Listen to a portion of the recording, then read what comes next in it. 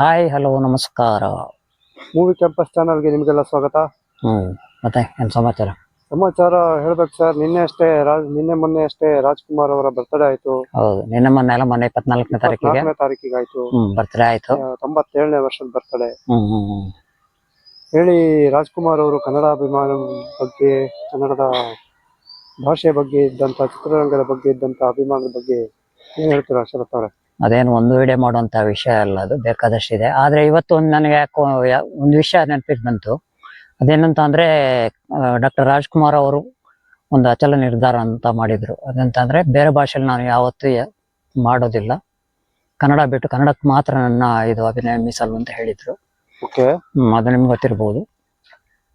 ಅದೇ ಯಾವ ತರ ಏನ್ ಮಾಡಿದ್ರು ಅದರಲ್ಲಿ? ಅಂದ್ರೆ ಅವ್ರಿಗೆ ಅಂದ್ರೆ ಸಾಕಷ್ಟು ಅವಕಾಶಗಳು ಬೇರೆ ಭಾಷೆಯಿಂದ ಬರ್ತಾ ಇತ್ತು. ಸುಮಾರು ಅವರ ಸಿನಿಮಾಗಳಲ್ಲಿ ಒಂದು 38 ಫಿಲಮ್ಸ್ ರೀಮೇಕ್ ಆಗಿತ್ತು ಬೇರೆ ಬೇರೆ ಭಾಷೆಗೆ. ಹಾಗೆ ಸಾಕಷ್ಟು ಸಿನಿಮಾಗಳು ಡಬ್ಬಿಂಗ್ ಕೂಡ ಆಗಿತ್ತು. ಹೌದು, ಒಂದಷ್ಟು ಜನ ಅವ್ರನ್ನ ಬೇರೆ ಬೇರೆ ಭಾಷೆಯಲ್ಲಿ ಅಭಿನಯಿಸೋದಕ್ಕೆ ಅಂದ್ರೆ ಗೌರವ ಪಾತ್ರ ಆದ್ರೂ ಮಾಡಿ ಅಂತ ಅಂದ್ಬಿಟ್ಟು ಕೇಳಿದ್ರಂತ ಮುಂಚೆ ಎಲ್ಲ. ಬಟ್ ಇವರು ವಿನಯವಾಗಿ ತಿರಸ್ಕರಿಸಿದ್ದಾರೆ, ಯಾವ್ದನ್ನ ಒಪ್ಕೊಂಡಿಲ್ಲ.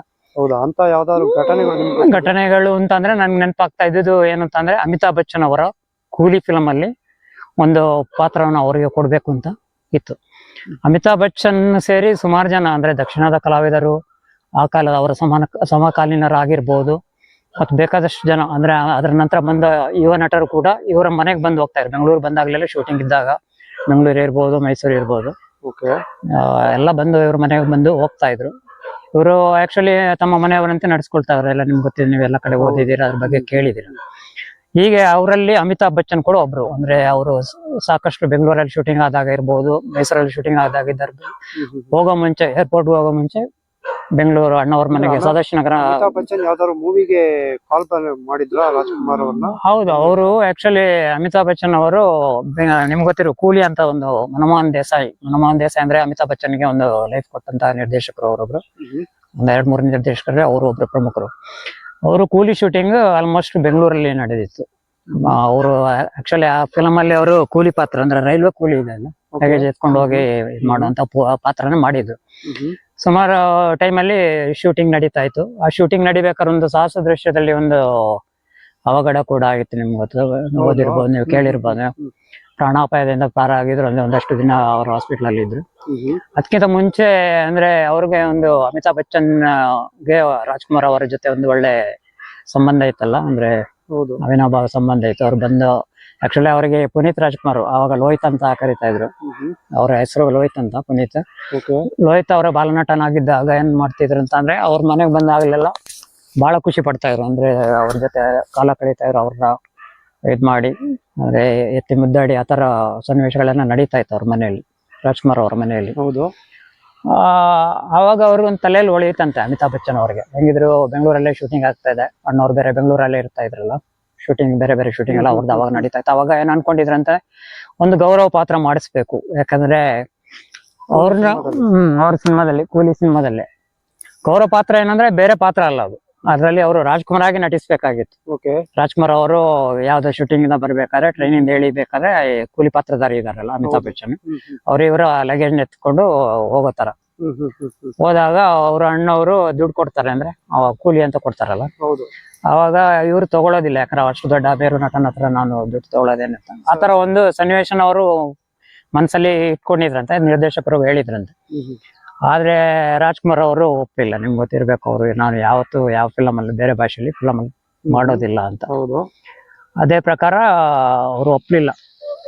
ಇವ್ರಿಗೂ ನಿರಾಶೆ ಆಯ್ತು. ಬಟ್ ಅವ್ರಿಗೆ ಆಮೇಲೆ ಗೊತ್ತಾಯ್ತಂತೆ, ಇವರು ಈ ತರ ಬೇರೆ ಭಾಷೆಯಲ್ಲಿ ಮಾಡಲ್ಲ, ಕನ್ನಡ ಬಿಟ್ಟು ಯಾವ ಭಾಷೆಯಲ್ಲಿ ಮಾಡಲ್ಲ ಅಂತ ಹೇಳಿದ್ರು ಅಂತ ಅಂದ್ಬಿಟ್ಟು.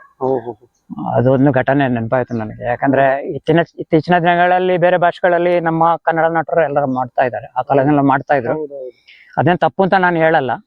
ಆದ್ರೆ ಅವ್ರಿಗೆ ಆ ಭಾಷೆ ಮೇಲಿರೋ ಅಭಿಮಾನ, ಕನ್ನಡ ಭಾಷೆ ಮೇಲೆ ಅಭಿಮಾನ, ಅಭಿಮಾನ ಕೊನೆ ತನಕ ಅವರು ಇನ್ನು ಎಷ್ಟು ಫಿಲಮ್ 204 ಸಿನಿಮಾ ಮಾಡಿದ್ರಲ್ವಾ, ಒಂದೇ ಒಂದು ಬೇರೆ ಭಾಷೆ ಫಿಲಮ್ ಅಲ್ಲಿ ಮಾಡಿಲ್ಲ ಅವರು. ಇದೊಂದು ನನಗೆ ನೆನಪಾಯ್ತು. ಯಾಕಂದ್ರೆ ಇತ್ತೀಚೆಗೆ ಅವ್ರ ಬಗ್ಗೆ ಯಾರ್ಯಾರು ಈ ಚಿಕ್ಕ ಪುಟ್ಟ ನಟರು, ಅವರು ನಟರು ಏನೋ ಗೊತ್ತಿಲ್ಲ ನನಗೆ, ಅವ್ರ ಏನೇನೋ ವಿವಾದ ಮಾಡ್ಕೊಂಡು ಅವ್ರ ಬಗ್ಗೆ ಏನೇನೋ ಹೇಳ್ತಾ ಇದಾರೆ. ನೀವೆಲ್ಲ ನೋಡಿರ್ಬೋದು, 2 ದಿನದಿಂದ ಬರ್ತಾ ಇದೆ. ಅದು ಚಿಕ್ಕ ಪುಟ್ಟ ನಟರು ಅನ್ನೋದಕ್ಕಿಂತ ಅವ್ರ ಪ್ರಚಾರಕ್ಕೋಸ್ಕರ ಹೌದು. ಅಣ್ಣವ್ರ ಹೆಸರನ್ನ ಬೆಳೆಸ್ಕೊಂಡು ಹಾ, ತಾವು ಇರ್ಬೋದು. ಪ್ರಚಾರ ಮಾಡ್ಕೊಳಕ್ಕೆ ಅದ್ರ ಬಗ್ಗೆ ಇನ್ನೊಂದು ನೋಡ್ತಿದ್ದಾರೆ. ವಿಡಿಯೋ ಮಾಡೋಣ ಅಂತ ಇದ್ದೀವಿ. ಖಂಡಿತ ಮಾಡೋಣ. ಬಟ್ ಏನಂತಂದ್ರೆ ನಮ್ಗೆ ಅದೇ ಈ ವಿಷಯ ಇವತ್ತು ಅದೇ ನಮ್ಗೆ ಅದ್ ನೆನಪಾಯ್ತು. ಯಾಕಂದ್ರೆ ಖಂಡಿತ ಅದು ಚೆನ್ನಾಗಿ ಇದಾಗಿದೆ. ಆವಾಗ ಕೂಲಿ ಟೈಮಲ್ಲೂ ಅವ್ರಿಗೆ ಇದು ಶೂಟಿಂಗ್ ಟೈಮಲ್ಲಿ ಏಟ್ ಆಯ್ತಲ್ಲ, ಹ್ಮ್. ಅವಾಗ ಹಾಸ್ಪಿಟಲೈಸ್ ಆದಾಗ ಇವರು ಸ್ವತಃ ಹರಕೆ ಹೊತ್ತು ಅಣ್ಣವ್ರ ಹರಕೆ ನನ್ಗೆ ಗೊತ್ತಿಲ್ಲ, ಯಾರೋ ಉರುಳು ಸೇವೆನೂ ಮಾಡಿದ್ರು ಅಂತ ಏನೋ ಎಲ್ಲ ಓದಿದಂಗೆ ನೆನಪಿದೆ. ಬಟ್ ಅಂದ್ರೆ ಅಷ್ಟು ಅಂದ್ರೆ ಅವ್ರಿಗೆ ಆಲ್ಮೋಸ್ಟ್ ಎಲ್ಲ ನಟರ ಜೊತೆನೂ ಅಭಿಮಾನಿಗಳ ಜೊತೆನೂ ಒಂದು ಅವ್ರ ಬಗ್ಗೆ ಒಳ್ಳೆ ಬಾಂಧವ್ಯ ಇರ್ತಾ ಇತ್ತು. ಯಾರೇ ಆಗ್ಲಿ ನೋಡಿ ನೀವು, ಯಾಕಂದ್ರೆ ಹೌದೌದು. ಅದು ನಂತರನೂ ಮುಂದುವರಿತು. ಅಣ್ಣವರು ತೀರಿ ಹೋದ ನಂತರನೂ ಶಿವಣ್ಣ, ಪುನೀತ್ ಅವ್ರನ್ನ ನೋಡೋದಕ್ಕಿಂತ ಬೇರೆ ಬೇರೆ ನಟರು, ಹೌದು, ಯುವ ನಟರು ಬರ್ತಾ ಇದಾರೆ, ಇವಾಗ್ಲೂ ಬರ್ತಾರೆ. ಹೌದು, ಹೌದು. ಬಟ್ ಇದು ಏನು ಅಂತಂದ್ರೆ ಒಟ್ನಲ್ಲಿ ಅಣ್ಣವ್ರ ಬಗ್ಗೆ ಒಂದಷ್ಟು ಹೇಳ್ತಾರಲ್ಲ, ಡಾಕ್ಟರ್ ರಾಜ್ಕುಮಾರ್ ಅವ್ರ ಬಗ್ಗೆ ಹೌದು, ಎಲ್ಲ ತಿಳ್ಕೊಂಡಿದ್ರೆ ಒಳ್ಳೇದು, ಬೆಟರ್. ಖಂಡಿತ ಖಂಡಿತ ಅದು ಒಳ್ಳೆ ಯಾಕಂದ್ರೆ ಅವರು point ನೀವು ಹೇಳ್ತಾ ಇರೋದು. ಕನ್ನಡದ ಮೇಲೆ ಅಭಿಮಾನಕ್ಕೋಸ್ಕರ ಅವ್ರು ಬೇರೆ ಭಾಷೆಯಲ್ಲಿ ಮಾಡಿಲ್ಲ. ಹೌದು. ಅದೇ ರೀತಿ ಅವ್ರದ್ದು ಬೇಕಾದಷ್ಟಿದೆ ಬಿಡಿ, ಅವರದ್ದು ವ್ಯಕ್ತಿತ್ವನೇ ಒಂದು ದೊಡ್ಡ ವ್ಯಕ್ತಿತ್ವ ಇದೆ. ಬೇರೆ ವಿಷಯಗಳನ್ನ ಕನ್ನಡಕ್ಕೋಸ್ಕರ ಮಾಡಿದ್ದಾರೆ ಅಂತ ಅನ್ನೋದು ಸತ್ಯ. ಏನೇ ಆಗ್ಲಿ, ಇನ್ನೊಂದು 97ನೇ ವರ್ಷದ ಬರ್ತಡೇ ತುಂಬಾ ಗ್ರ್ಯಾಂಡ್ ಆಗಿ ಆಚರಣೆ ಆಯ್ತು. ಹೌದು ಮೊನ್ನೆ. ಹೌದು, ಅದು ಪ್ರತಿ ವರ್ಷ ಬರ್ತಾರೆ. ಹೌದು. ಎಲ್ಲ ನಡೀತು. ಅಭಿಮಾನಿಗಳಿಂದ ನೂರಾರು ರೀತಿಯಲ್ಲಿ ಕಾರ್ಯಕ್ರಮಗಳು ನೆರವೇರೋದು ಈ ರಾಜ್ಯದಲ್ಲಿ. ಹೌದೌದು. ಇನ್ನು 3 ವರ್ಷದಲ್ಲಿ ಶತಮಾನೋತ್ಸವ ಬೇರೆ ಬರ್ತಿದೆ. ಅದಕ್ಕೋಸ್ಕರ ಜನ ಕಾಯ್ತಿದ್ದಾರೆ. ಕಾಯ್ತಾ ಇದಾರೆ. ಎಷ್ಟೋ ವರ್ಷಗಳಾದ್ರೂ ಅವರು ಮಾಡಿರೋ ಸಿನಿಮಾ, ಹೌದು, ಅವ್ರ ತರ ಆಕ್ಟಿಂಗ್ ಕನ್ನಡ ಸಿನಿಮಾ ಇಂಡಸ್ಟ್ರಿ ಇರೋಲ್ಲರಿಗೂ ಅವರು ಇದ್ದೇ ಇರುತ್ತೆ. ಇತ್ತೀಚೆಗೆ ಯಾವ್ದೋ ಒಂದು ಇಂಟರ್ವ್ಯೂ ಅಲ್ಲಿ ಅಮಿತಾಬ್ ಬಚ್ಚನ್ ಅವರು ಹೇಳಿದ್ರು, ಎಷ್ಟೋ ನಾವ್ ಎಷ್ಟೋ ಆಕ್ಟರ್ಗಳು ಬಂದ್ರು ಅವ್ರ ಮುಂದೆ ಅವ್ರ ಸಮಾನ ಅಲ್ಲ, ನಾವು ಅವ್ರ ಸಮಾನಕ್ಕೆ ಬರಕ್ ಸಾಧ್ಯ ಇಲ್ಲ, ನಾವೆಲ್ಲ ತುಂಬಾ ಹಿಂದೆ ಇದೀವಿ ಅಂತ ಒಬ್ಬ ಆಕ್ಟರ್ ಬಗ್ಗೆ. ರಜನಿಕಾಂತ್ ಆ ಟೈಮಲ್ಲಿ ಒಂದ್ಸತಿ ಮಾತಾಡ್ತಾ ವೇದಿಕೆ ಮೇಲೆ ಹೇಳಿದ್ರು, ನಿಮ್ಗೆ ಗೊತ್ತಿರಬಹುದು, ಸಮಾಧಿ ಅನ್ನೋದು ಅವರ ಸಮಾಧಿ ಅಲ್ಲ, ಅದು ಸ್ಮಾರಕವೂ ಅಲ್ಲ, ಅದು ಮುಂದೆ ಪವಾಡ ನಡೆಯುವ ಸ್ಥಳ ಆಗತ್ತೆ. ಹೌದೌದು, ಕೆಲವ್ರಿಗೆ ಅದು ಕಾಂಪ್ಲೆಕ್ಸ್ ಅನ್ಸ್ತಾ ಇದೆ, ಕಾಂಪ್ಲೆಕ್ಸ್ ಅಂತ ಹೇಳ್ತಾ ಇದ್ದಾರೆ ಕೆಲವರು, ಹೇಳಿದ್ರು ಅವರು ವೇದಿಕೆಯಲ್ಲಿ. ಅದೇ ಮೊನ್ನೆ ಇತ್ತೀಚೆಗೆ ಒಬ್ರು ಕಾಂಪ್ಲೆಕ್ಸ್ ಅಂದಾಗ ನನಗೆ ನಗು ಬಂತು. ಇರ್ಲಿ, ಒಟ್ಟಿನಲ್ಲಿ ಮೇರು ಪರ್ವತನೇ, ಅದು ನಾವು ಹೋಲಿಕೆ ಮಾಡಕ್ಕಾಗಲ್ಲ. ಒಟ್ಟಿನಲ್ಲಿ ಈ ವಿಡಿಯೋ ನಿಮ್ಗೆ ಇಷ್ಟ ಆದ್ರೆ ಲೈಕ್ ಮಾಡಿ, ಶೇರ್ ಮಾಡಿ. ಹಾಗೆ ಇನ್ನು ಯಾರಾದ್ರೂ ಸಬ್ಸ್ಕ್ರೈಬ್ ಮಾಡಿಲ್ಲ ಅಂತಂದ್ರೆ ದಯವಿಟ್ಟು ನಮ್ಮ ಮೂವಿ ಕ್ಯಾಂಪಸ್ ಚಾನೆಲ್ ನ ಸಬ್ಸ್ಕ್ರೈಬ್ ಮಾಡಿ. ನಮಸ್ಕಾರ.